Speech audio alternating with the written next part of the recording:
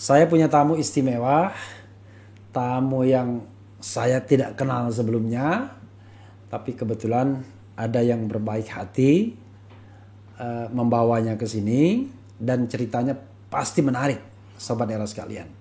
Jadi walaupun ini di Refli Harun Podcast, tetap saja ini akan menarik ya. Nanti di-share juga di Refli Harun Channel karena Sobat Era sekalian tahu saya sudah punya komitmen bahwa long interview itu di Refli Harun Podcast agar dia bisa lama durasinya. Tidak tertimbun dengan video-video yang baru. Nah, nama tamu saya itu ya pasti Sobat Era sekalian mungkin nggak kenal. Namanya Rizal Afif. Orangnya juga tidak terkenal. Assalamualaikum warahmatullahi wabarakatuh. Oke, suara jelas ya. Jadi nama tidak dikenal ya kan, barangkali. Kemudian orangnya, wajahnya mungkin juga tidak dikenal.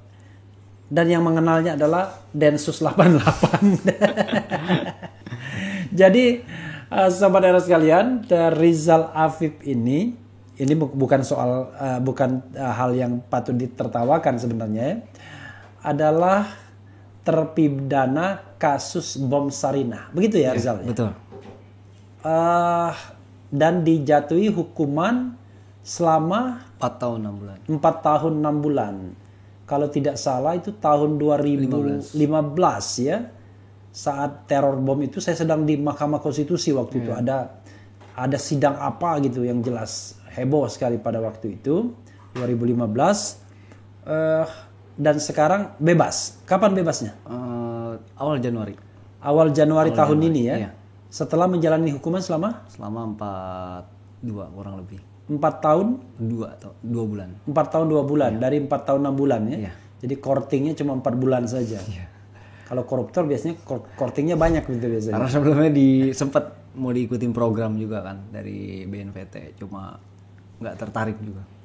Oke, program deradikalisasi itu ya. Itu setelah atau sebelum biasanya? Setelah ya? Setelah. Oh, setelah. Oke.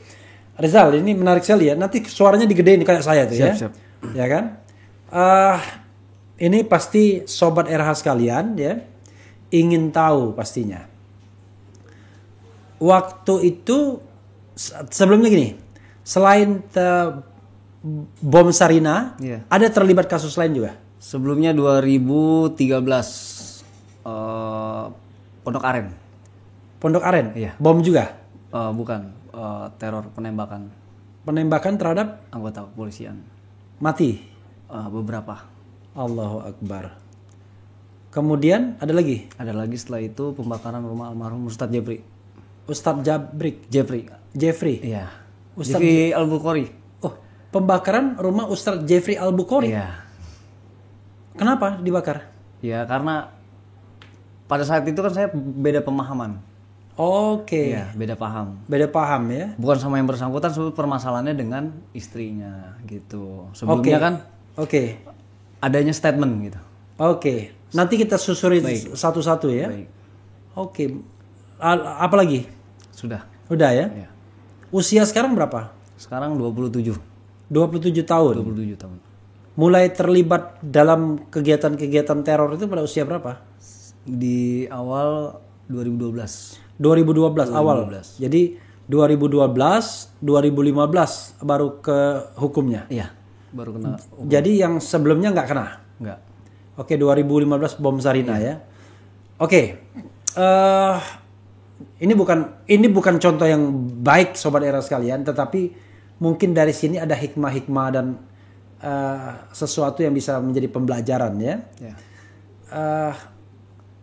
Ada pertanyaan paling gampang. Merasa bersalah nggak dengan teror yang sudah dilakukan? Bersalah, sangat bersalah. Sangat bersalah. Sangat bersalah. Gitu.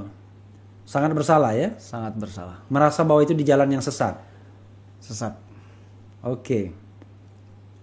Pertanyaannya, kok menjadi berubah?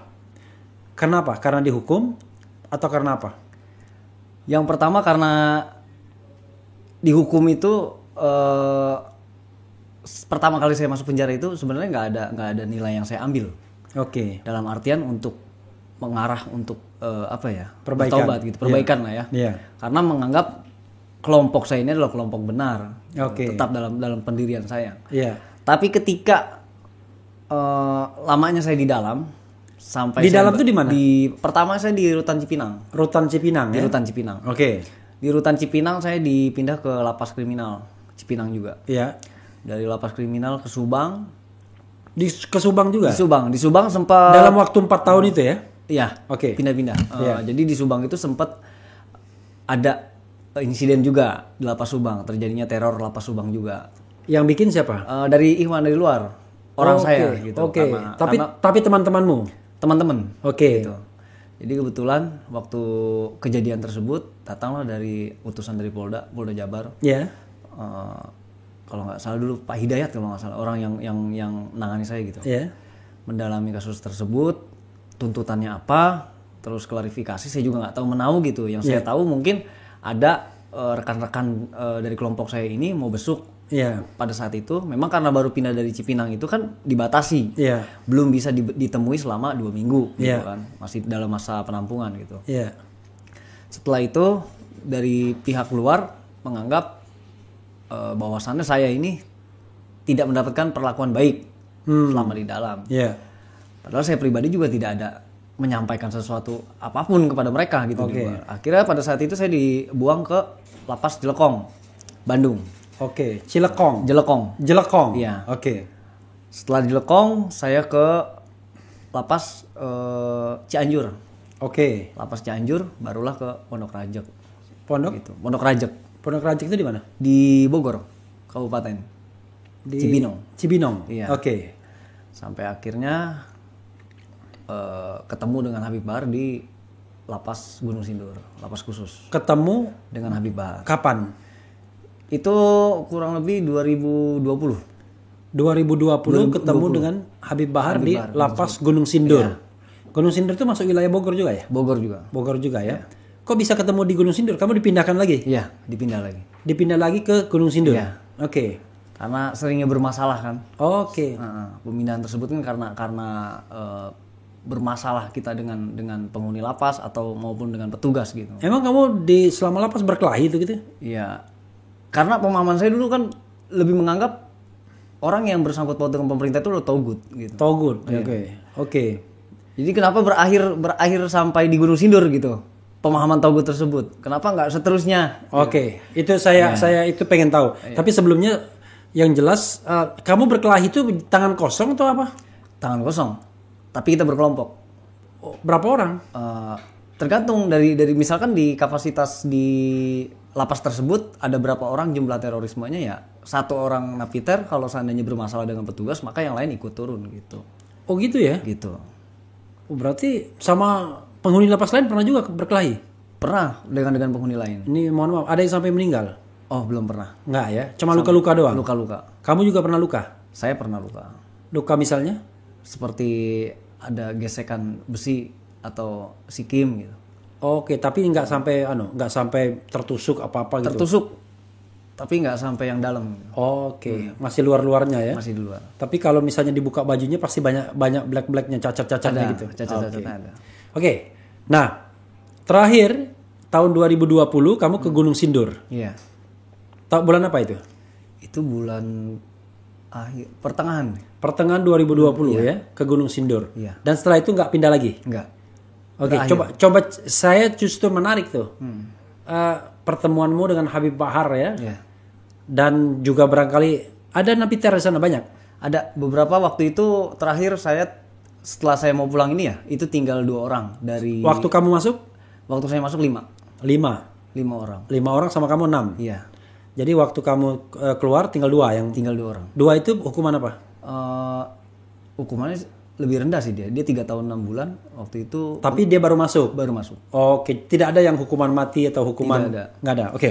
Nah, coba ceritakan secara lebih detail ya, biar saya lebih banyak dengarnya. Karena biasanya kalau saya tanya terus diprotes saya. Baik. Jadi biar saya bisa sambil tiduran. Silakan coba. Jadi kalau tentang perubahan pemahaman ya, dalam arti bukan perubahan pemahaman,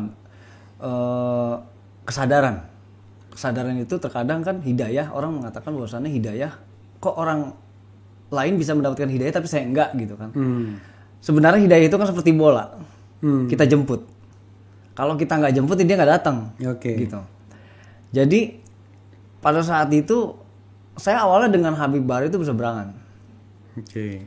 Dan saya juga tinggal di lingkungan Habib Rizik juga nggak jauh dari Habib Rizik gitu. Dan saya sempat berseberangan juga dengan Habib Rizik, tidak sepemahaman gitu. Maksudnya berseberangan kan sama Habib Rizik kan di Mabes Polri atau enggak, maksudnya lingkungan rumah.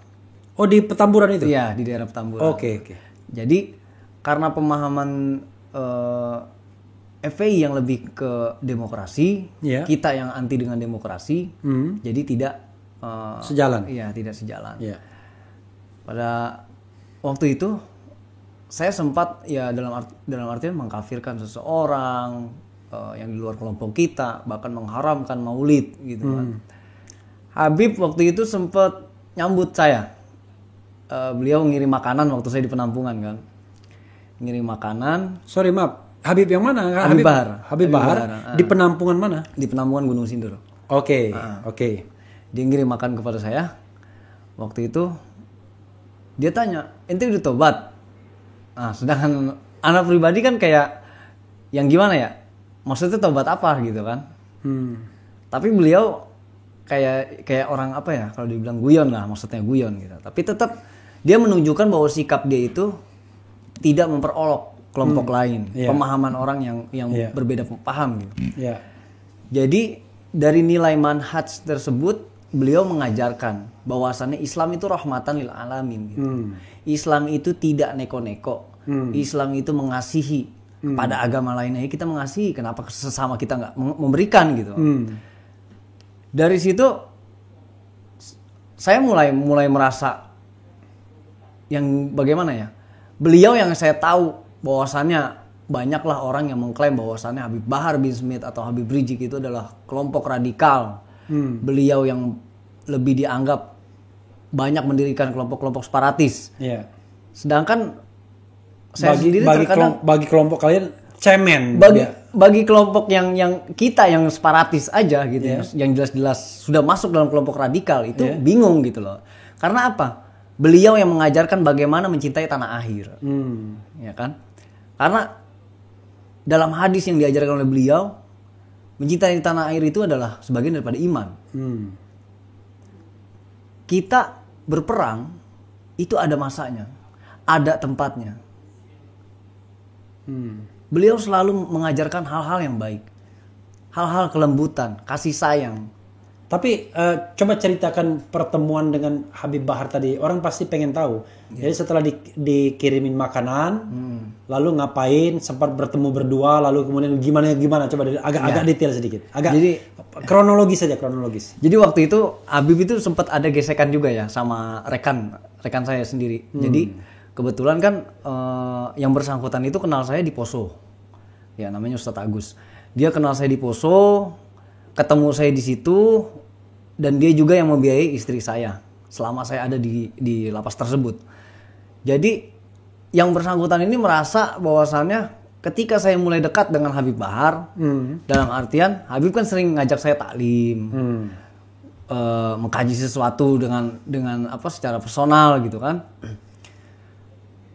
Yang bersangkutan nggak terima gitu loh, maksudnya ente jangan ganggu akidahnya Rijal gitu. Ikutin aja akidah ente sendiri. Orang yang bersangkutan di Gunung Sindur juga? Di Gunung Sindur. Nah ceritanya ketika Habib mengatakan dengan dia nggak pakai kekerasan, dia relax gitu, santai. Dia bilang orang itu kan mau belajar di mana aja, nggak ada paksaan. Ana nggak pernah maksa. Dia sendiri yang datang ke masjid. Memang betul Ana datang sendiri ke masjid, ketemu beliau kan gitu. Kan kalau kita lepas keong itu kan ketemu di masjid ikut taklim gitu kan. Nah ceritanya lepas keong apa tadi? Buka pintu. Oh gitu. Iya waktunya buka pintu itu kan. Nah yang bersangkutan tetap bilang saya yang membiayai keluarganya, kehidupannya dan sebagainya selama dia di dalam sini. Saya walaupun di dalam saya masih bisa membiayai. Tapi apa kata Habib? Dia bilang ente berapa ngebiayain Rijal selama ini? Kalau ente nggak ikhlas, ente nggak terima, ana ganti sekarang. Ana suruh orang ana di luar. Kata Habib begitu. Sampai pembelaannya terjadilah intimidasi pada keluarga saya sendiri. Oke. Waktu itu saya datang ke Habib, saya minta tolong, saya bilang, Bib, keluarga saya diintimidasi. Keluarga di mana? Waktu itu kan waktu diintimidasi tersebut ada di Jogja. Istri dan Istri, anak. anak berapa? Anak 3. Oke. Iya. Yang paling besar? Yang paling besar 12 tahun. Yang paling kecil? Yang paling kecil 7 tahun. Tengahnya? Ya, itu kembar. Oh, kembar. Yang paling besar kembar. Oke, Iya. oke, iya. Kebetulan Istri 20-an tahun juga? istri sama, 27. 27, Iya. oke. Kebetulan Habib bilang, "Di mana alamatnya ente kirim?" Ini awal kedekatan saya dengan beliau. Ente kirim. Ana yang bakal ngebelain, ana yang bakal ngamanin. Udah, kebetulan ana juga nggak tahu, mungkin ketika Habib besuk atau apa, ana nggak ngerti gitu nyuruh orangnya. Waktu itu istri ngabarin, kan di sana ada wartel ya. Dia ngabarin, dia bilang sekarang udah dalam kondisi aman, sudah diamankan gitu. Barulah di situ ana pikir beliau ini nggak kenal sama saya, gitu. Dan saya juga nggak kenal sama beliau. Tapi beliau bisa membela seseorang yang mau benar-benar berubah, mau meluruskan seseorang tuh nggak pilih-pilih. Disitulah mulai ikut dengan beliau, khidmat dan sebagainya.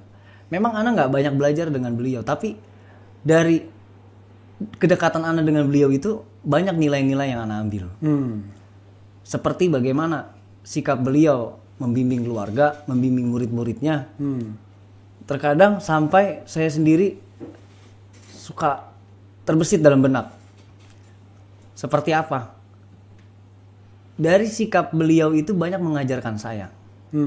Tidak harus beliau menyampaikan gitu. Habib Bahar itu paling gak suka orang ngerokok walaupun di pinggir masjid. Paling gak suka. Tapi dia ngerokok? Dia ngerokok tapi nggak di dalam masjid gitu loh, Oh, maksudnya. oke, ya. Yang kan ada nih yang di selasar tuh, di selasar Iya, masjid. iya, iya. Nah, orang duduk di situ dimarahin sama dia. Jadi orang terkadang bukan nggak pakai dia ngomong aja, dia melotot aja, orang udah takut gitu. Oke. Padahal dia nggak main tangan gitu kan Iya, kasarnya. iya. Jadi ketika itu saya mikir, kalau ada Habib gue takut nih. Rokok diumpetin, buru-buru dimatiin. Kadang-kadang kalau udah ketahuan kita kabur. Tapi kita nggak takut sama Allah. Terkadang saya terbesit di benak saya bahwasannya sampai sekarang dan detik ini saya nggak tahu bagaimana rasa takut saya sama Allah. Sedangkan sama Habib saya takut gitu. Dari situlah saya mulai belajar. Allah nggak pakai nunggu ngelihat kita, dia udah ngelihat, nggak perlu mewujudkan gitu. Iya. Dari situ saya mulai introspeksi karena sikap beliau. Dia yang sering negur orang dan sebagainya. Di situ kita bisa mengambil nilai-nilai tersebut. Gitu. Ada poin-poin tertentu. Jadi kedekatan saya dengan beliau itu bukan semata-mata hanya untuk dalam perlindungan, bukan semata-mata hanya untuk dalam pansos dan sebagainya. Bukan. Kita diajarkan khidmat dengan beliau itu bukan untuk satu hal yang menguntungkan diri kita dalam segi mungkin material dan sebagainya gitu.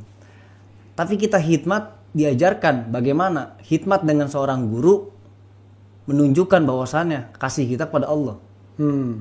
Dari situ saya banyak belajar bahwasannya beliau banyak mengajarkan bahwasan seperti maulid, bacaan-bacaan yang lainnya gitu. Saya tadinya nggak bisa maulid sampai akhirnya saya maulid. Teman tadi gimana? Berubah juga? Ada yang 2, yang sekarang belum pulang ini 2 orang berubah. Okay. Berubah. Tapi yang sebelumnya memang yang udah pulang itu tetap pada pendiriannya. Oke. Jadi dari situ saya rekan-rekan yang 2 orang ini kan terkadang suka, saya pengen ikut maulid, tapi saya bingung keluar bloknya, katanya gitu kan. Oke. Karena mereka itu nggak bisa keluar, gitu, karena dibatasi. Iya. Sedangkan kalau saya kan masih bisa, gitu. Iya. Sampai akhirnya ketika beliau pulang, itu saya benar-benar merasakan yang dimana saya punya guru. Yang tadinya saya nggak pernah merasakan gitu. Maksud ketika guru pergi, saya nangis. Entah nggak dari mana datangnya gitu. Beliau tuh bebas bulan Desember. Bulan November. November. Bulan Iya, November. iya. Akhir-akhir. Jadi ketika beliau pulang, beliau cuma berwasiat. Jangan tinggalkan apa yang pernah ana ajarkan. Jangan lupakan apa yang pernah ana kasih. Bukan dalam nilai kecil pun jangan pernah dilupakan, apapun itu. Perkataan ana dan sebagainya. Ambil yang baiknya, buang yang jeleknya dari ana. Ana sadar diri bahwa ana banyak kejelekan. Ana sampai berpikir, dia orang yang dikatakan bahwasannya banyak umat Islam yang mengagumi beliau, beliau tetap mengatakan keburukannya. Banyak keburukan ana. Tapi dari segi kita itu kan kita nggak pernah ngelihat gitu loh, dalam artian selama kita dengan beliau gitu, dalam artian apa ya? Beliau selalu mengajarkan yang baik untuk muridnya. Tidak pernah mengajarkan yang hal-hal yang mungkin disampaikan oleh media-media miring lah. Akhirnya dari situ, setelah pulangnya beliau, yang tadinya kita terkadang suka males-malesan, taklim dan sebagainya, itu kita karena rindunya dengan seorang guru, mulailah saya ikut-ikut taklim lebih sering gitu di masjid. Di masjid Lapas. Lapas. Sampai akhirnya pemahaman yang tadinya saya lebih membenci dalam pemerintahan dan sebagainya. Mungkin di podcast sebelumnya di sini juga Abi pernah menyampaikan kan tentang napiter yang ikut dengan beliau gitu. Pembahasannya bagaimana kok bisa sadar gitu. Jadi waktu ana sempat berseberangan dengan beliau, ana bilang yang jelas orang-orang pemerintahan itu jelas-jelas togut. Karena mereka tidak tunduk pada hukum Allah. Mereka tunduk pada hukum Pancasila, mereka tunduk pada hukum demokrasi. Sedangkan demokrasi itu jelas-jelas itu bukan suara Tuhan. Nah, di situ pembahasan beliau tanya. Loh, dari mana? Gini, Bib. Anak kasih istilahnya kasih gambaran nih. Misalnya anak kasih sebuah cerita. Kita bicarakan tentang demokrasi. Demokrasi itu orang mengatakan bahwasannya dari kata tersebut suara terbanyak itu adalah suara Tuhan. Misalkan dalam pemilihan, suara terbanyak itu adalah suara Tuhan. Ana kasih gambaran. Misalnya ana seorang arsitektur, ya kan? Ana seorang arsitektur yang ngerti dalam bidang infrastruktur dan sebagainya. Ketika itu ana mancing di danau. Ana lihat ini jembatan bakal rubuh. Dalam beberapa hari ke depan. Oh, mau nggak mau saya laporan dong ke kepala desa. Saya sampaikan ke kepala desa. Ini nggak akan lama lagi, pasti akan rubuh. Loh, kepala desa juga bingung kalau harus mengandalkan dana dari negara. Karena harus nunggu beberapa bulan atau minggu. Kan gitu. Setelah itu, dikumpulkanlah warga, mau nggak mau. Warga tersebut. Ketika warga disampaikan bahwasan jembatan ini mau rubuh beberapa hari lagi, gambarannya, kira-kira setuju nggak nih kalau patungan? Loh, karena warga itu sudah merasa dibayar pajak, dia nggak mau dong. Kan ada dana negara. Mayoritas masyarakat mengatakan seperti itu. Tapi sebagian ada yang pro untuk berpatungan. Oke, kepala desa nggak mau ngambil pusing, kita ambil voting. Padahal jawabannya nggak perlu lagi di voting, udah tahu sebelumnya gitu kan. Tapi diambillah dari tindakan demokrasi tersebut. Setelah di voting ternyata lebih banyak yang menolak. Setelah beberapa hari kemudian rubuhlah jembatan tersebut, memakan korban sekian banyak dan anak-anak. Itulah suara terbanyak, bukan suara Tuhan. Itu yang anak katakan bahwasannya Allah tidak mungkin mencelakakan umatnya, tidak mencelakakan hambanya. Jadi mereka ini jelas kalau anak katakan mereka ini orang togut. Karena apa? Anak yakin 100% mereka tidak memakan gaji-gaji PNS, tidak memakan uang halal. Anak bilang. Dari mana nilainya?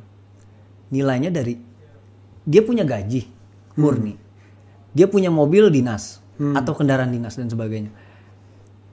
100% dia nggak pakai buat dinas. Dia pakai belanja.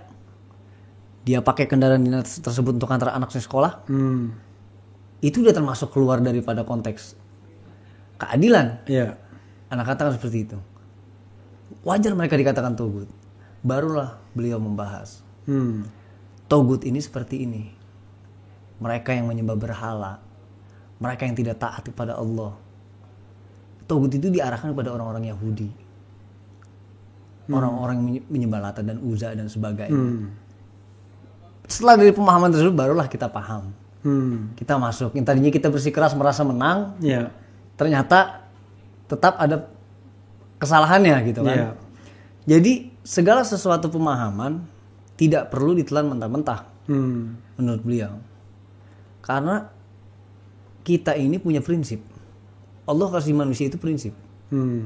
Prinsip hidup itu tidak bisa dijalankan tanpa adanya dorongan. Jadi segala tindakan itu harus ada pikiran untuk ke depannya. Antum ngebom orang, antum ngebunuh orang. Orang tersebut belum tentu yang jadi korban itu adalah orang yang salah.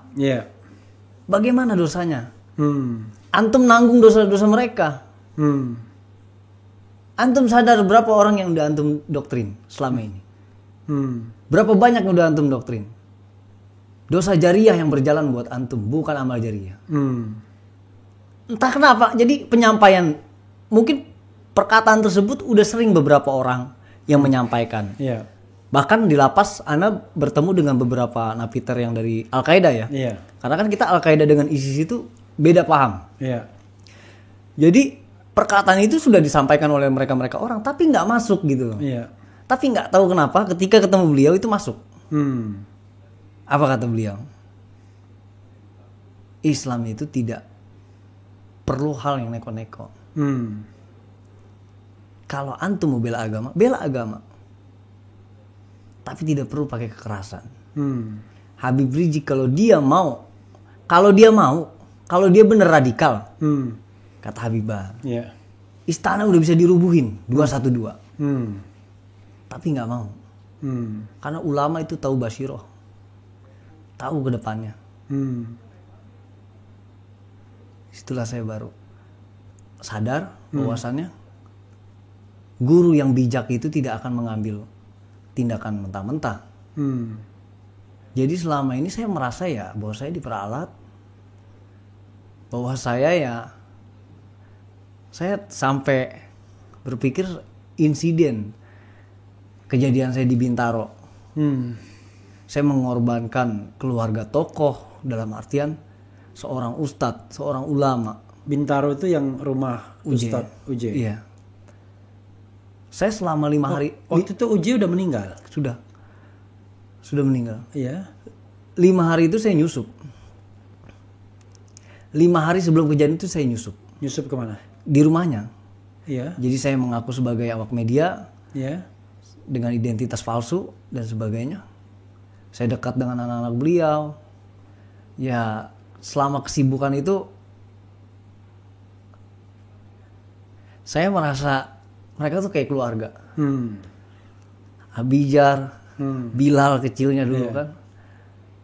Sampai pas kejadian tuh saya ngerasa yang ketika saya dengar teriakan Bilal, itu saya balik. Saya balik lagi. Balik lagi kemana? Ke atas melalui balkon. Oke. Buat nyelamatin mereka. Oke. Saya angkat Bilal. Saya tuntun Aila. Saya arahin Abijar buat ke depan. Mereka turun lewat atas yang dari balkon tuh yang buat kendaraan. Iya. Setelah mereka turun, saya sesingkat itu saya sadar gitu. Saya mengorbankan banyak orang. Bukan permasalahan tokohnya gitu. Tapi tindakan sayanya. Itu yang bakar siapa? Saya. Sendirian? Ya, saya sendiri. Sorry, ini bagian ini kamu pernah dituntut nggak soal ini? Pernah. Kena hukum? Hah? Kena. Berapa tahun? 2 tahun 1 bulan. Tapi dibebaskan selama 1 tahun 3 bulan. Oh, jadi sempat. Oke, enggak. Maksudnya kalau pernah belum pernah dihukum kan oke, ya. Lalu kenapa kamu bakar? Gara-gara apa? Karena statementnya Umi. Apa statementnya? Statementnya yang bersangkutan itu mengatakan ISIS itu bukan Islam. Mereka keluar daripada syariat-syariat Islam. mengeksekusi orang dengan ya tindakan yang daripada di Kamu luar waktu syariat. itu kelompok ISIS masuk? Iya. Oke. Kamu kelompok ISIS ya? Dari situlah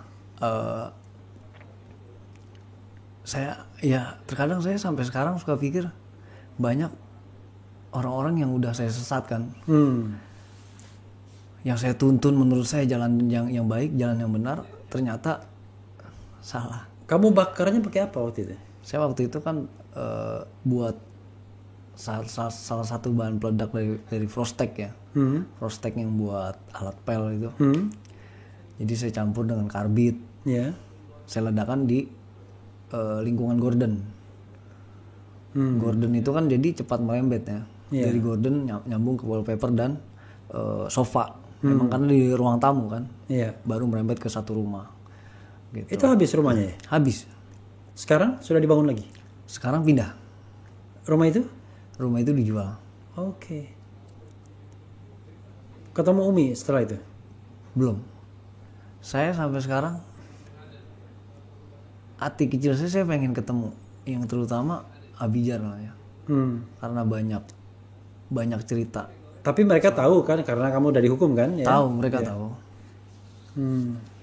Pengen saya ketemu, saya sampaikan maaf secara langsung.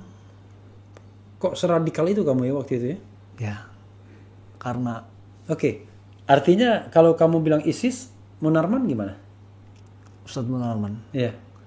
Ya, Munarman termasuk daripada bagian. Oh, Munarman ini ya, yang FPI ya, bukan. Ana pikir Ustadz Aman Abdurrahman. Oke. Kalau Munarman menurut Ana kayaknya itu wallahu alam lah. Oke. Wallahu alam. Karena kalau Ustadz Aman itu Ustadz saya. Oke. Nah, maksudnya Munarman ini nggak pernah terlibat sama kamu sama sekali? Oh, nggak pernah. Nggak pernah. Justru di saat saya waktu di ISIS itu saya berseberangan dengan FPI. Oke. Berseberangan dengan Munarman. Kalau memang Munarman sebagai kelompok ISIS, mungkin ketemu sama saya di Poso. Oke. Gitu. Oke. Karena klaim dari media dan pihak aparat mengatakan bahwasannya Munarman itu bergabung dengan MIT. Iya. Menurut saya MIT 80% saya tahu orang-orangnya. MIT itu apa? Majelis Mujahidin Indonesia Timur.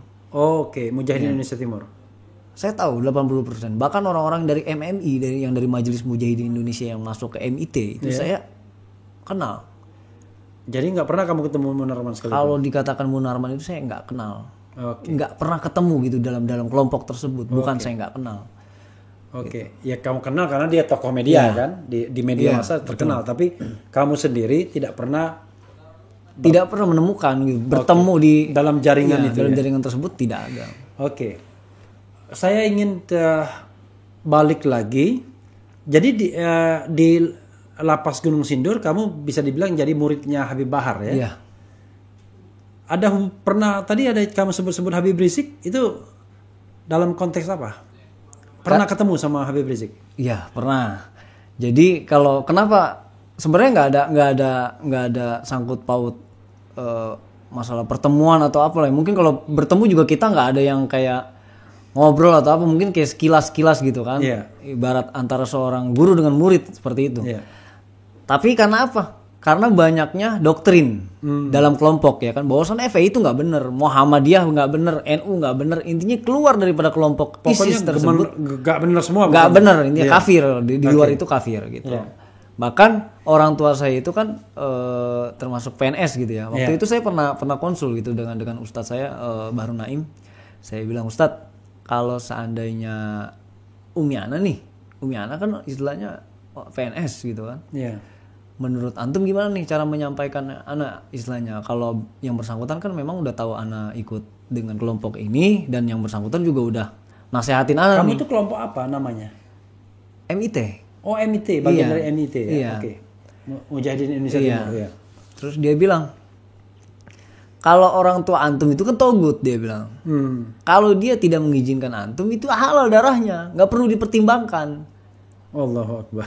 Menurut beliau kan. Iya. Jadi sebenarnya Ana juga agak bimbang juga, cuma karena Ana pikir ini adalah satu kelompok yang benar, golongan yang benar.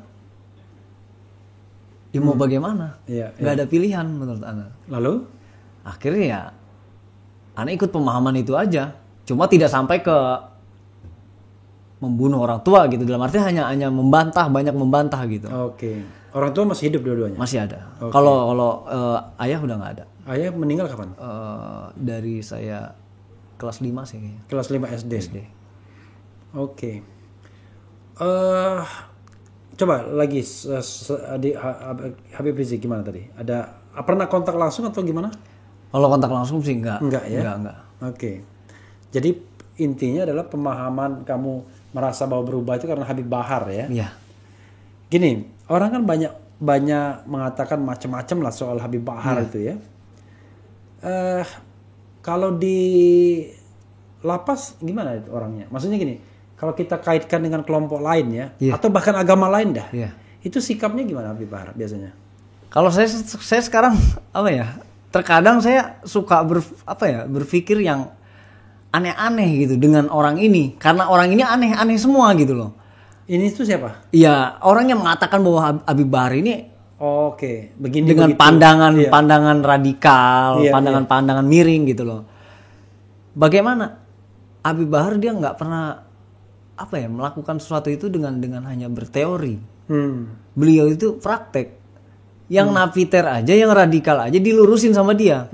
Disuruh ikut upacara 17 Agustus. Disuruh ikut Sumpah Pemuda. Disuruh ikut sholat bareng di masjid. Yang tadinya kita nggak pernah mau sholat bareng di masjid. Yang Nasrani waktu malam Natal 2020 itu kan sempat adanya COVID ya di lapas ya. Jadi waktu itu ada kebijakan dari Kalapas tidak diadakannya malam KKR ya kalau nggak salah, malam Natal. Jadi dari situ Habib protes, nggak bisa begitu. Karena kita yang Muslim kemarin lebaran, yang jelas kan mengikuti protokol kesehatan. Yang protes bukan yang Nasrani, Habib Baharnya gitu loh. Protes ke Kalapasnya. Oke. Akhirnya ya Kalapas mengambil tindakan untuk protokol kesehatan ketat lah ya, diberikan protokol kesehatan ketat untuk melakukan malam misa ya kalau nggak salah ya, malam misa. Malam Natal tersebut diadakan karena permintaan Habib Bahar gitu. Jadi di mana jiwa intoleransi seorang Habib Bahar kalau seandainya yang Nasrani saja dibela mati-matian? Karena apa? Karena persaudaraan tersebut, toleransi yang besar. Jika adanya isu-isu yang miring, Habib Bahar itu orang yang radikal, orang yang dan sebagainya. Dari mana? Orang napiter disuruh upacara, disuruh cium merah putih dan sebagainya kok. Kan gitu. Ada sih gambar Habib Bahar cium merah putih, ada juga ya. Iya, bukan hanya beliau yang napiternya kalau dibilang kadang-kadang kan kita guyon ya gitu. Bener ente udah NKRI Bib. Betul cium merah putih bendera. Cium. Nggak ada permasalahan buat kita. Karena patuhnya kita kepada seorang guru. Oke. Kalau beliau mau membelok-belokkan orang itu gampang. Begini Bang, di lapas itu indikasi adanya kerusuhan itu potensi kerusuhan itu pasti ada dalam 1 tahun. Nggak mungkin nggak ada di setiap lapas. Sesuper maksimum itu apapun itu pasti ada. Tapi sejarah ketika ada Habib Bahar tidak tercatat adanya kerusuhan di dalam lapas. Kenapa? Karena apa? Karena orang juga segan gitu, bukan segan karena takut diapa-apain sama Habib, enggak.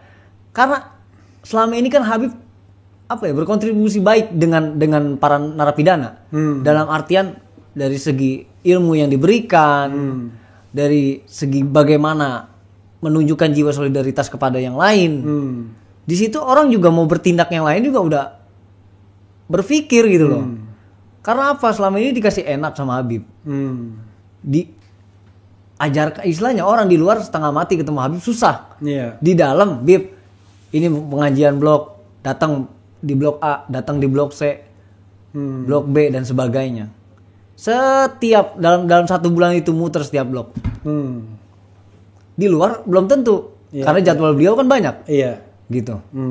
Dari situlah mulai seringnya ada pengajian, maulid dan sebagainya. Orang jadi nggak berpikir buat berantem, orang nggak berpikir buat adanya kerusuhan, gitu. Karena apa? Kegiatan ini disibukkan dengan kegiatan-kegiatan agama. ini soal mohon maaf ya, mungkin perlu juga itu sobat era sekalian diklarifikasi. Yang kemarin ribut sama Rian tuh apa ceritanya? Kesaksian antum gimana?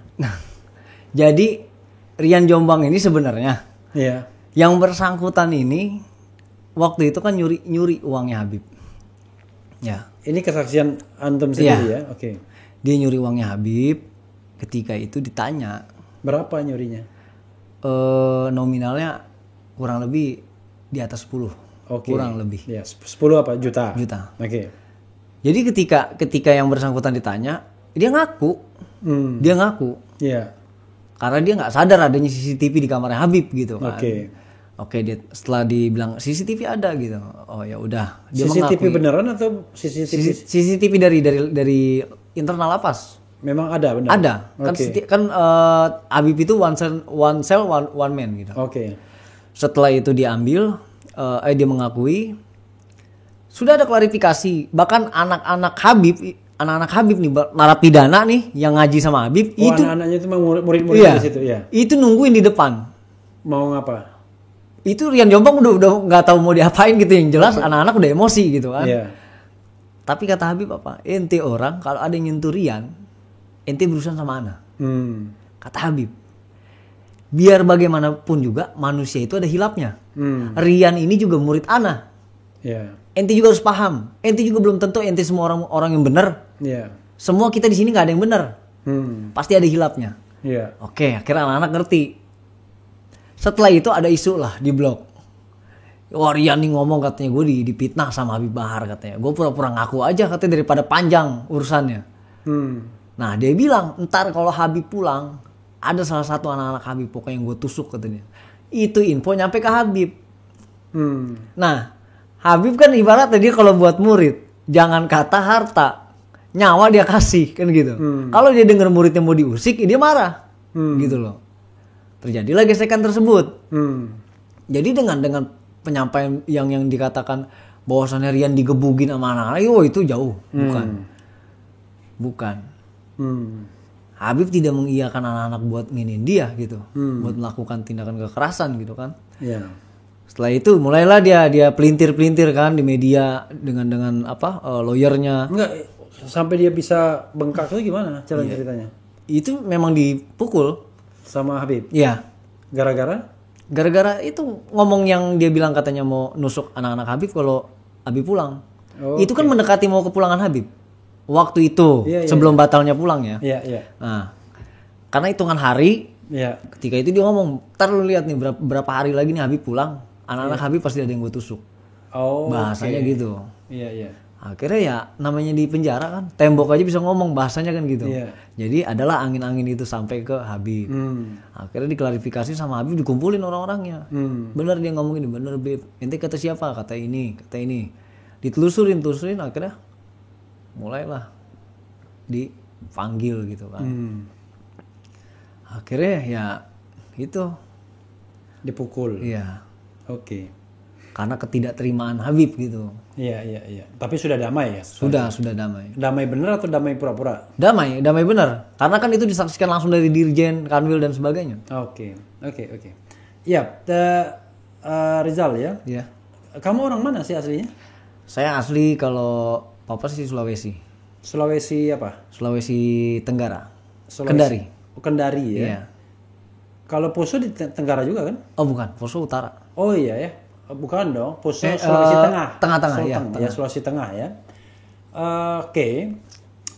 Ke Bapak Ibu dari Sulawesi Tenggara semua? Enggak, kalau Ibu sini Jakarta. Oh, Ibu Betawi? Iya, Tanah Abang. Oke. Dari kecil kamu lahir di mana? Saya di Jakarta.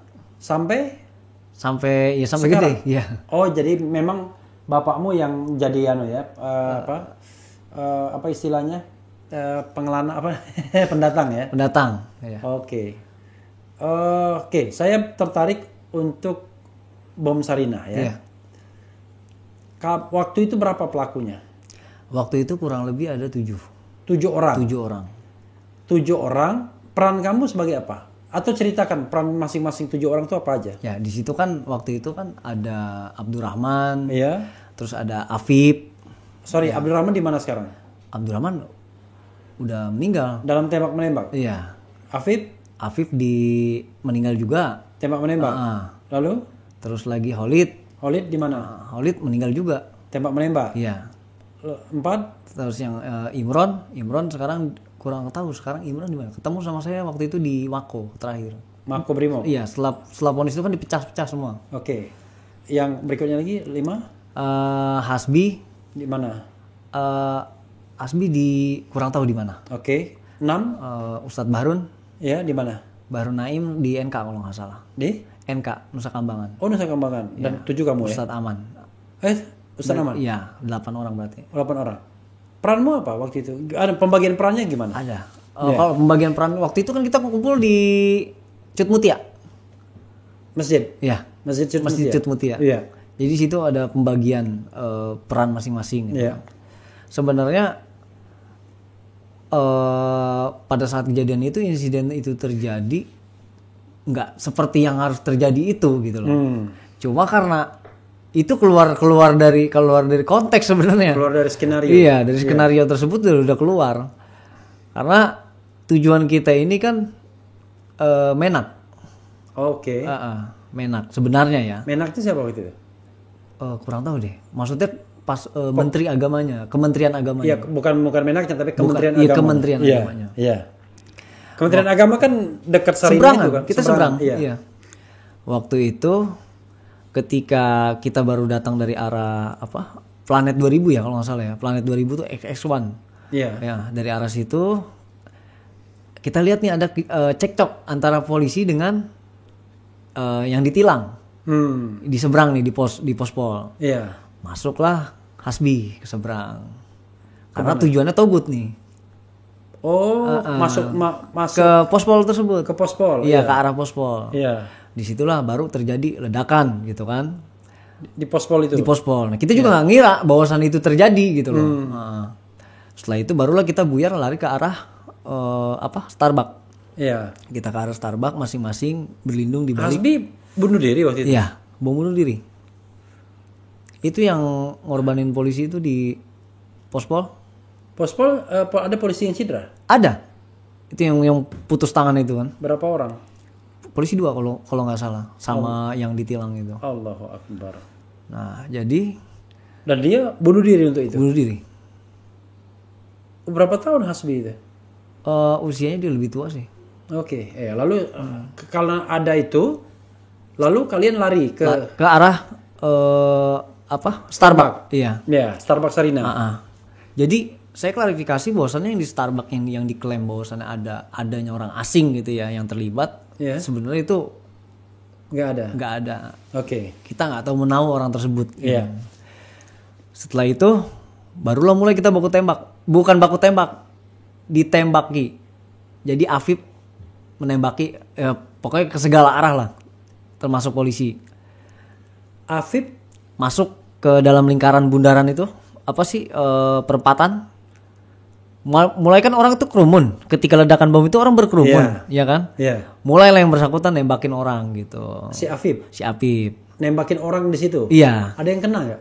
Loh ada itu yang di tengah jalan itu yang kena itu sama dia. Mati. Ada yang mati? Ada yang mati. Nah setelah itu mulailah dia menembaki seseorang gitu kan. Sampai akhirnya saya keadaan panik. Keadaan itu saya benar-benar panik.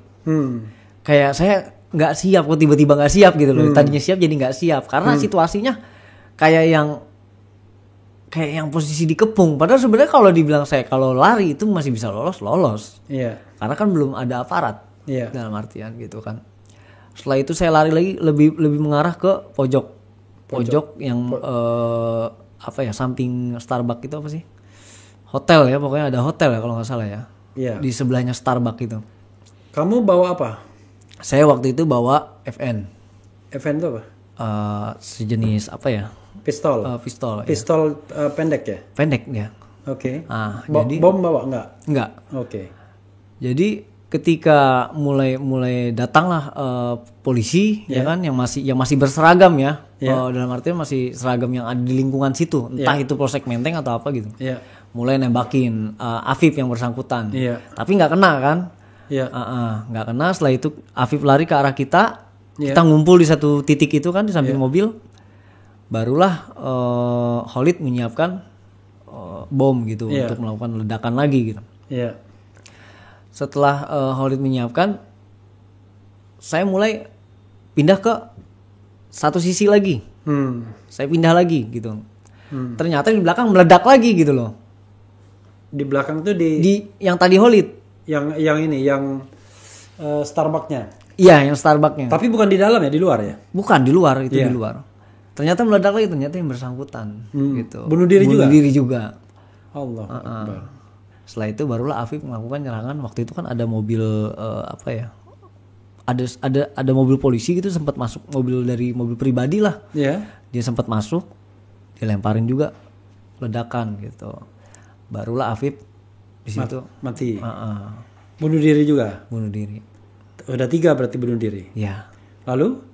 Ya udah dari situ saya memang keadaan saya benar-benar kayak yang ya Allah, saya takut gitu. Saya keadaan takut. Iya.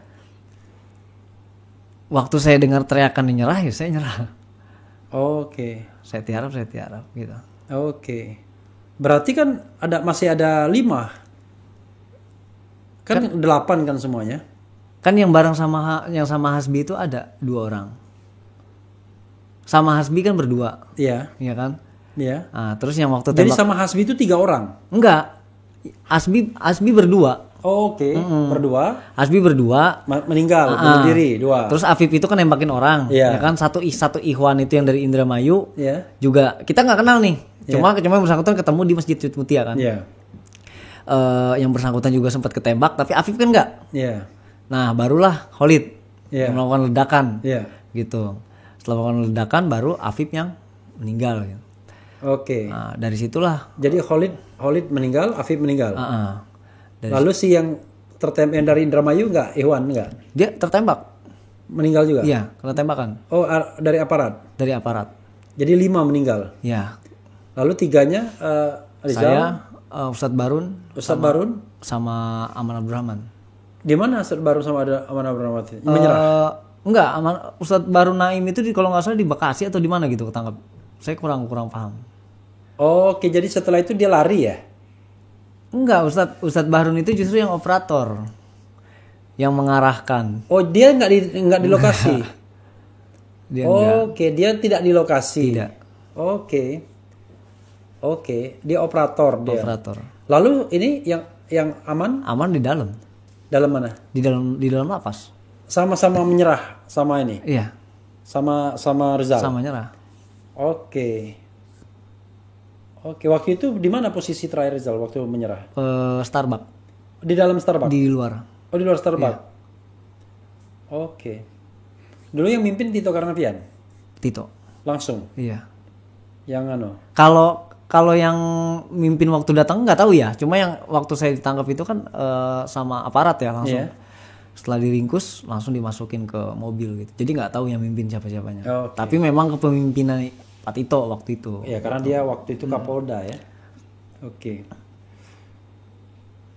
Itu ceritanya ya. Oke. Ya. Ada lagi satu cerita yang ingin saya inikan. Panjang itu bisa sahabat sekalian ya, bisa. Ini waktu take video ini sudah jam 2 malam hampir. Tapi belum mengalahkan rekor tamu saya yang 3:30 mulai podcastnya. Kamu bisa begitu pasti direkrut kan? Iya. Yang merekrut siapa? Waktu itu saya kenal Nibras. Nibras. Waktu itu kan saya ngikut satu acara ya. Nibras itu siapa? Nibras ini yang ngerekrut saya. Dia salah satu kelompok. Oh, salah satu anggota kelompok MIT ini. Iya. MIT ini ya. Iya. Jadi ntar saya ceritakan Nibras ini siapa. Jadi ketika itu saya kan kalau dibilang anak yang broken ya. Oke. Karena meninggal bapak dari kecil ya. Iya. Intinya saya dalam keadaan kacau di keluarga. Iya. Lagi dalam keadaan kacau. Kebetulan saya juga SMA juga nakal. Oke. Sering tawuran, banyak lah buat masalah. Bahkan ya nggak sekali 2 kali intinya aparat datang ke rumah gitu kan. Iya. Terkadang ada aja masalah yang saya buat. Warna kita masih oke warna ininya. Oke, ya. Sampai akhirnya Waktu itu saya ngikut satu acara ruqyah di Masjid Kubah Mas. Oke. Iya.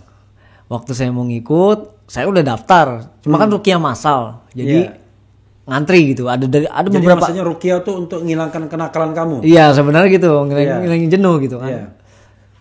Setelah itu karena saya ngantri, ya udah saya duduk dulu gitu kan. Saya duduk di Serambi lah ya, di Serambi Masjid Kubah Mas. Datanglah ini berarti. Assalamualaikum gitu. Waalaikumsalam dia bilang. Iya. Dari mana? Abang, kata dia gitu kan. Oh, ini saya dari Jakarta gitu. Oh, gitu.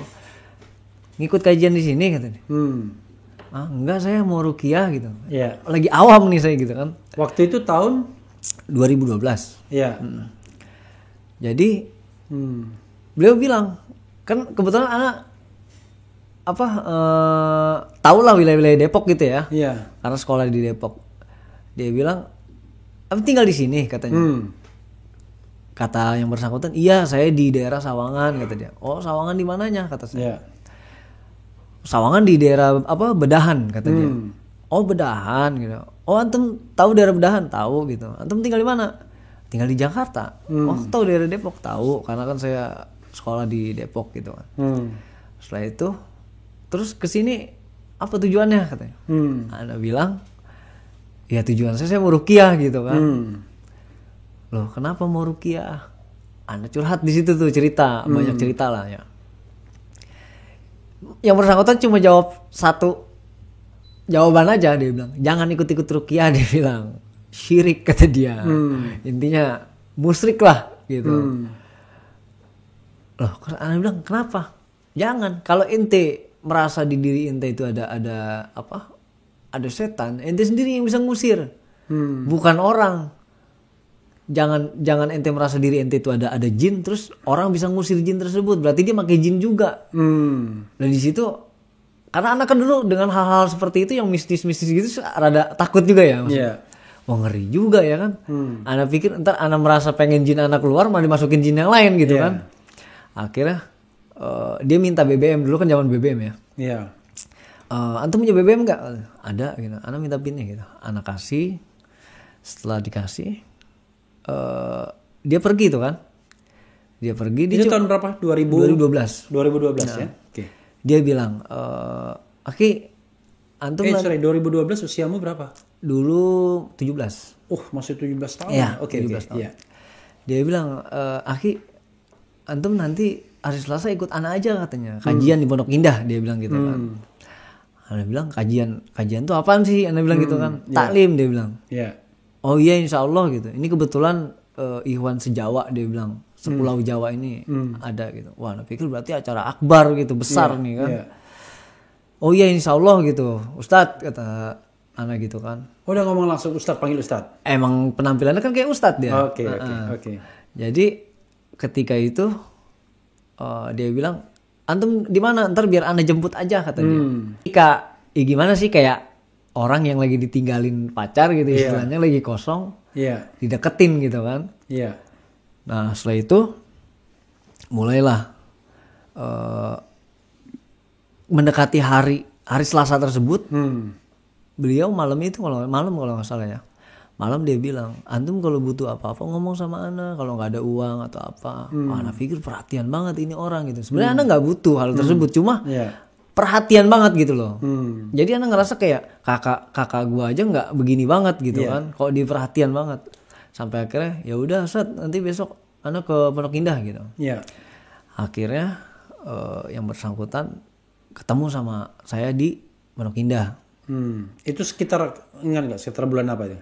Itu bulan-bulan awal lah kurang lebih. Awal 2012 ya? Oke. Waktu itu di Pondok Indah itu saya ketemu sama Imron Poso, yang pelaku peledakan Barakuda di Poso. Oke. Ketemu Imron terus sudah meninggal sekarang? Gimana? Imron enggak, masih ditahan kurang lebih. Oke.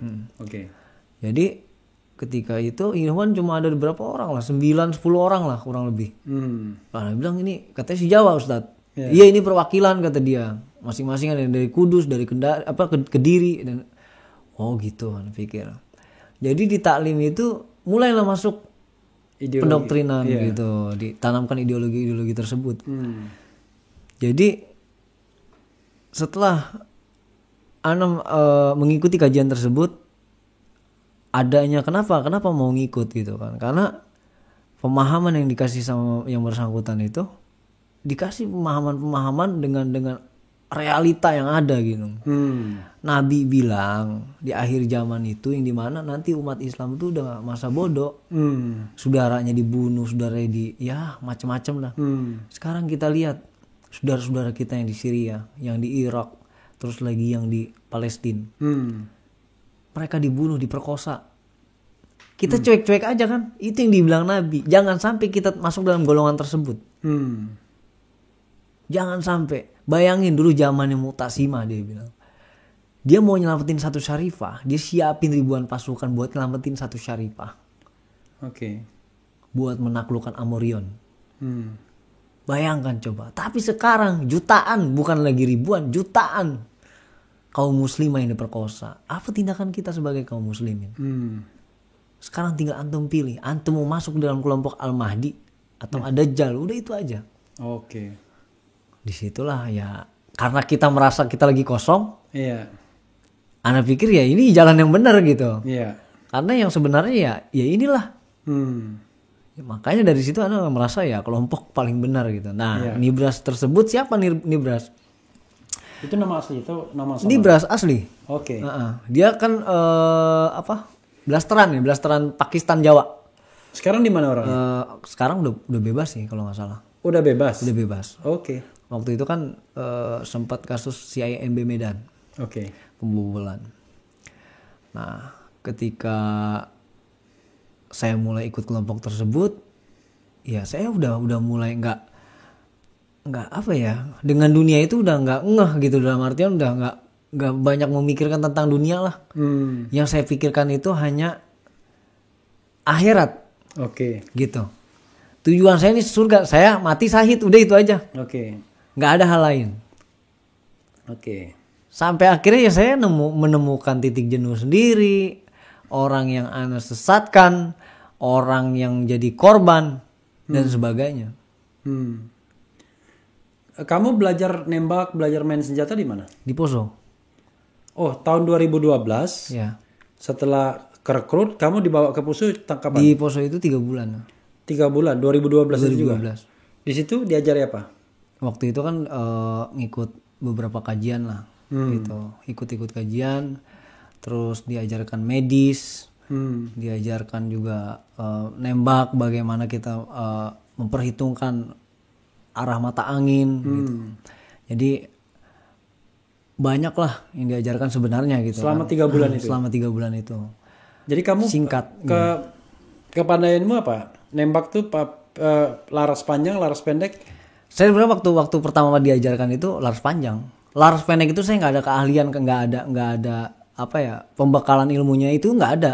Nggak ada. Cuma karena waktu kejadian tersebut itu saya dikasihnya laras pendek, ya sudah pegang aja. mau nggak mau saya pegang gitu. Makanya kenapa saya nggak bertindak, karena saya nggak tahu gitu apa yang harus saya buat gitu. Oke, karena kamu nggak menguasai. Nggak menguasai dan tidak memahami situasinya gitu. Kenapa kok jadi begini? Lalu senjatanya dari mana aja? Senjata itu waktu itu kan Ustadz Aman ya, ada channel di Bandung. Oh, jadi dia yang mempromotor semuanya. Oke.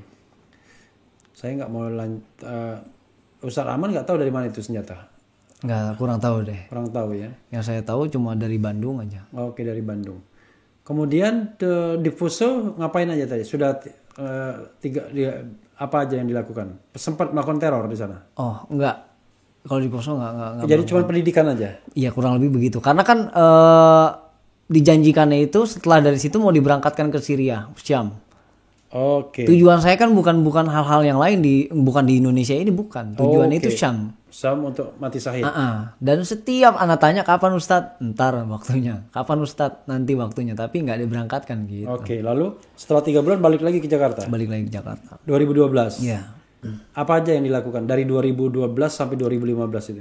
Kalau selama 2012-nya nggak ada yang dilakukan, tapi 2013-nya. 2013 ngapain? 2013-nya kan waktu itu kan lagi rame-ramenya teror Pondok Aren tuh ya. Ya. Jadi setiap Pondok Aren itu pos polisi ya? Ya bukan pospol, jadi setiap ada polisi keluar dari polsek, ada yang berseragam, pokoknya identitas kepolisian itu pasti jadi sasaran gitu. Oh, jadi setiap polisi polisi embat gitu di Pondok Aren, teror Pondok Aren. Seperti itu. Oke. Kamu pernah nembak?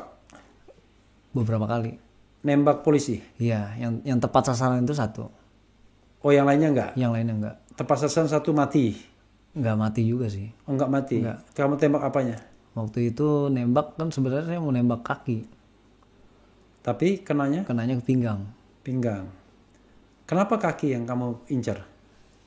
Karena apa ya? Belum sampai ke arah keberanian itu aja sih. Oke. Enggak berani untuk nembak. Padahal perintahnya tembak mati? Tembak mati. Karena masih ya kekanak-kanakan itu.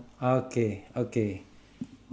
Lalu itu yang teror di Pondok Aren ya, kamu nggak kena ya itu ya? Iya. Yang kamu kena di pembakaran rumah Ustadz Uj. Tahun berapa itu? 2014. 2014. Awal tahun ya? Awal ya. Uj meninggal tahun berapa ya? 2013. 13. Oke, 2014. Kamu kena hukum berapa waktu itu? 2 tahun 1 bulan. 2 tahun 1 bulan. Tapi dijalani? 1 tahun 1 tahun 1 bulan kalau nggak salah. Berarti keluarnya awal 2015? Awal. Waktu teror Sarinah? Akhir. Kena 3 tahun. Kena 4 tahun 6 bulan. 4 tahun 6 bulan. Tapi dijalani 4 tahun 2 bulan. Iya. Oke. Ya. Jadi siapa yang mendoktrin kamu untuk membakar itu? Membakar rumah Uj? Itu instruksi memang dari Ustadz Aman juga sama. Oke. Dari Ustadz Aman. Karena kamu sebelumnya kan belum pernah melakukan itu. Tiba-tiba kok kamu kalau dilihat pengalamannya kan nggak banyak juga kan? Yeah. Kamu yang jelas belum pernah bunuh orang kan? Belum. Ya kan? Belum, saya bukan membunuh. Iya kan? jadi karena saya semangat, saya terlalu semangat. Okay. Kenapa berani? Terlalu semangatnya gini. Tujuan saya itu kan pengen buru-buru jihad di Syam. Oke.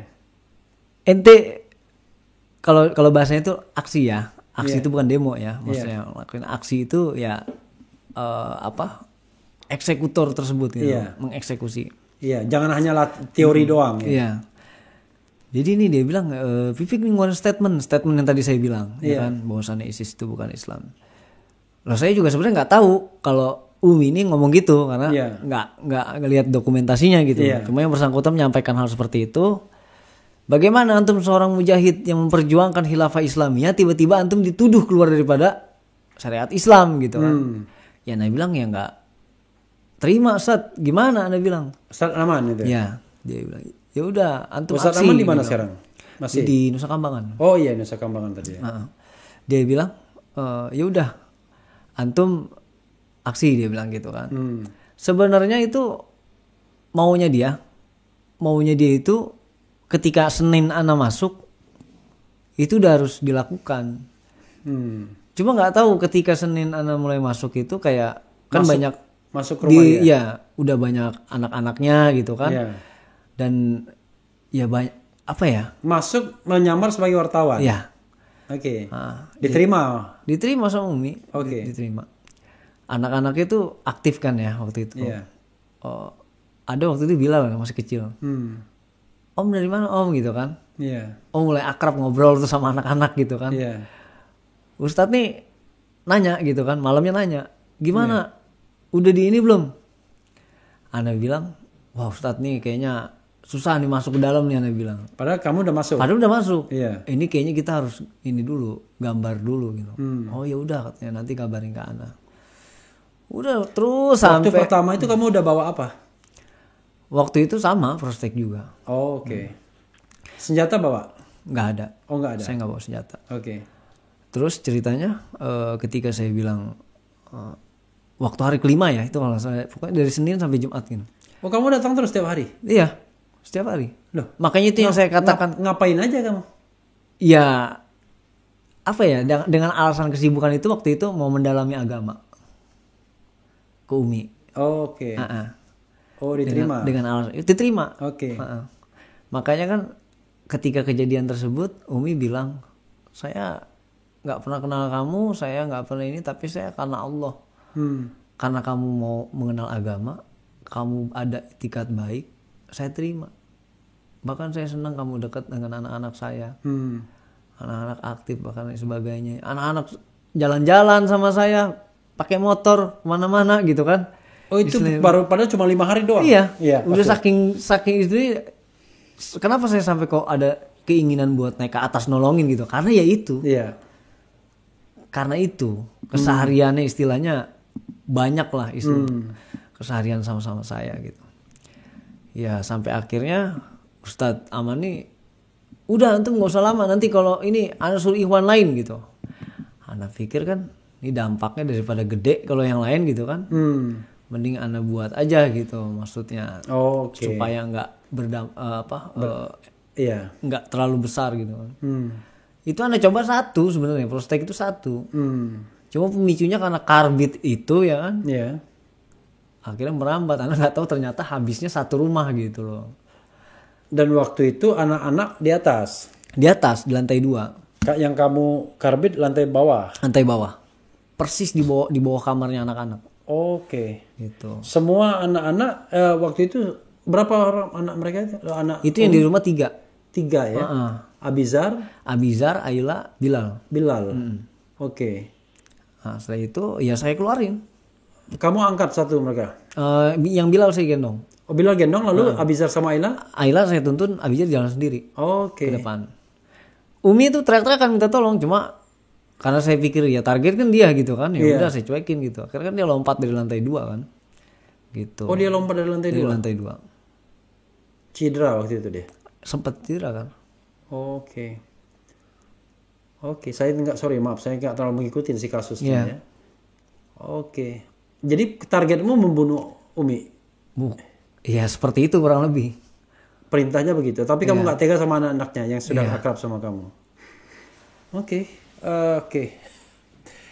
Ya, terakhir mungkin ada. Sekarang kamu kerjamu gimana? Kamu kapan keluar? Baru. Berapa hari? 1 bulan. 1 bulan, Januari kemarin. Awal tahun ya? Belum 1 bulan, belum loh. Mendekati 1 bulan. Iya awal tahun ya? Iya. Tanggal berapa kemarin? Tanggal 22 ya? Tanggal 22. Tanggal 18 ke 19 kalau nggak salah. Oke. Kalau 22 Januari itu Iwan Fals 22 Januari kita berjanji. Oke. Sekarang di apa kegiatan sekarang? Kegiatan sementara sih masih ikut di pondok aja sih. Di pondok siapa? Habib Bahar. Di mana? Di Tajul Alawin. Tajul Alawin. Iya. Oh berarti waktu teror kemarin kamu ada di sana dong? Oh enggak, itu saya belum pulang kan. Oh iya, masih kamu di dalam. Belum, iya masih di dalam ya. Habib Bahar itu tanggal 3 aja ini kamu baru keluar ya. Kok kenapa kamu kemudian ke pondok sana? Pesan Habib Bahar atau karena kamu ingin sendiri? Karena keinginan sendiri ya. Di sana mondok, maksudnya? Enggak mondok sih, cuma khidmat aja. Oke, datang gitu ya. Kemudian pulang. Pulang ke rumah di Tanah Abang tetap? Tanah Abang. Oke. Silakan ada mungkin, nggak terasa kita udah berapa, mungkin udah lebih dari 1 jam nih jangan-jangan. Udah lebih dari 1 jam sudah. Silakan mungkin closing statement ya. Apa yang ingin kamu sampaikan, hal-hal yang barangkali kamu ingin sampaikan untuk pemirsa atau sobat era sekalian. Pasti banyak pembelajarannya kan. Gitu. Yang mau saya sampaikan terakhir mungkin untuk... sorry.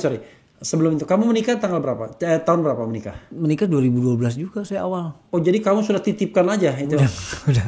Anak istri di mana sekarang? Anak istri sekarang kebetulan ada di sini juga. Di Tanah Abang ya? Iya. Di daerah, pokoknya di daerah sini ya? Daerah sini. Semua ikut? Pekerjaan, kehidupan gimana? Kalau istri kan kebetulan perawat. Oke, dia sudah ada kerjaan ya? Ya. Oke, silakan ininya. Ya, untuk terakhir mungkin saya hanya bisa menyampaikan segala sesuatu yang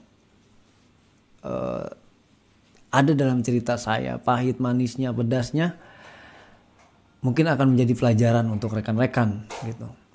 Segala sesuatu, apa yang kita pandang benar itu belum tentu benar, dan segala sesuatu apa yang kita pandang salah itu belum tentu salah. Maka ada yang pepatah mengatakan tak kenal maka tak sayang. Disitulah segala apa yang harus kita ketahui, maka kita harus ada pendekatan. Tidak langsung dalam artian terjun ke dalam hal tersebut. Insya Allah dari semua kejadian ini mudah-mudahan ada hikmah di baliknya. Dan mudah-mudahan daripada apa tindakan saya ini, saya minta hanya memohon ampunan dari Allah Subhanahu wa taala dan tidak terulang, tidak terjadi kepada orang lain. Dan semoga orang-orang yang masih dalam lingkup tersebut banyak mengambil nilai-nilai dan poin-poin penting yang ada dalam cerita tersebut, kejadian tersebut. Insya Allah saya berharap pada rekan-rekan yang masih di sana ya untuk kembali kepada jalan Allah, jalan yang benar, rahmatan lil alamin, yang tidak lagi mengkafirkan daripada kelompok lain, yang sama-sama kita saling bahu membahu untuk menjadi putra bangsa yang terbaik insya Allah. Syukran jazakallah khairan. Assalamualaikum. Wassalamualaikum warahmatullahi wabarakatuh. Waalaikumsalam warahmatullahi wabarakatuh. Ya, saudara sekalian, itu tadi ya pastinya banyak pelajaran berharga ya. Mudah-mudahan apa yang disampaikan oleh Rizal Afif ya selama lebih dari 1 jam itu memberikan pembelajaran dan hikmah bagi kita semua. Amin, ya. Amin. Dan sesungguhnya kita harus betul-betul jeli ya melihat. Misalnya dalam dinamika hubungan antara umat Islam dan pemerintah justru menjadi pembelajaran ya. Apa yang dimaksud dengan kelompok radikal ya. Kelompok-kelompok yang sesungguhnya sebenarnya sangat mencintai negara. Jangan sampai kemudian akhirnya kelompok yang sebenarnya tidak berpandangan demikian dipojokkan seolah-olah demikian karena motif-motif politik tertentu misalnya. Karena bagaimanapun kita harus membedakan, ada orang yang bergerak karena soal ideologi seperti ini, tapi ada yang murni karena dalam konteks demokrasi, kebebasan berbicara, berpendapat, ya kan, amar ma'ruf nahi mungkar dan lain sebagainya. Jadi jangan langsung main gebiak uyah bahwa ini semuanya kelompok-kelompok radikal, kadrun dan lain sebagainya, seolah-olah mereka adalah kelompok yang tidak cinta NKRI ya. Dari cerita tadi banyak informasi yang kita dapatkan dan yang penting tetap di channel ini. Wassalamualaikum warahmatullahi wabarakatuh.